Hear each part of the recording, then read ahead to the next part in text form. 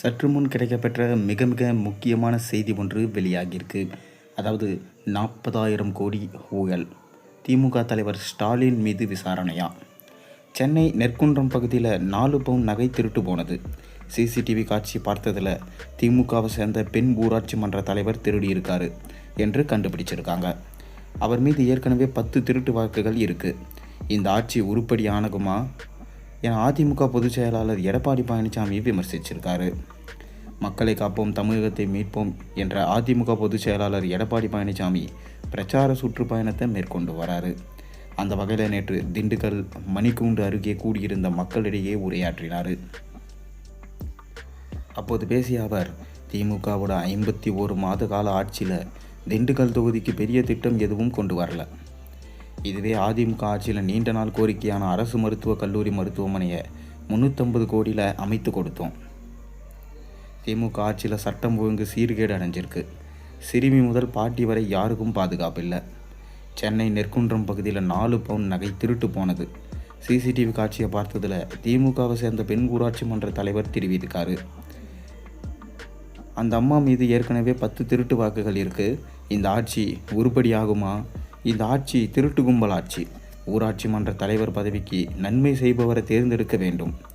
ஆனால் திருட்டு வழக்கில் உள்ளவரை தேர்வு செய்வதனால இப்படி நடக்குது. திண்டுக்கல் மாநகராட்சியில் 4,66,00,000 ரூபாய் முறைகேடு நடந்திருக்கு. இங்கு தான் மாநகராட்சி இருக்குது. சரியான இடத்துல தான் கூட்டத்தை திண்டுக்கல் சீனிவாசன் அமைச்சிருக்காரு. மக்கள் எதற்காக வரி கட்டுறாங்க? குடிநீர் வழங்கவும், கழிவு நீர் அகற்றவும் குப்பை அகற்றி வரி கட்டுறாங்க. அந்த வரி பணத்தை கொள்ளையடிக்கும் கும்பல் திமுக கும்பல்.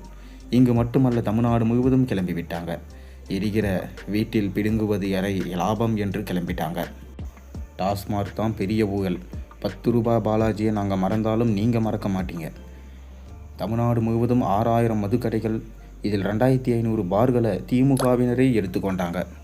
டாஸ்மார்க்கில் ஒரு நாளைக்கு 1.5 கோடி பாட்டில் விற்குது.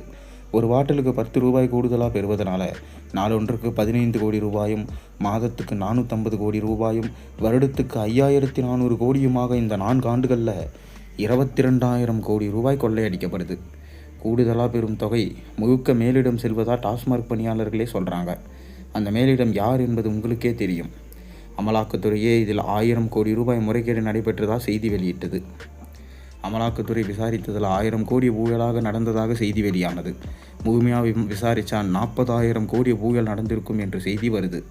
திமுகவின் 4 ஆண்டுகளில் 4,38,000 கோடி கடன் வாங்கியிருக்காங்க. இதனால் ஸ்டாலின் அவர்களை கூடிய விரைவிலே அமலாக்கத்துறை விசாரணை செய்ய வேண்டும். 40,000 கோடி என்ன ஆனது? இதற்கு ஸ்டாலின் பதிலளிக்க வேண்டும் என எடப்பாடி பழனிசாமி சொல்லியிருக்காரு.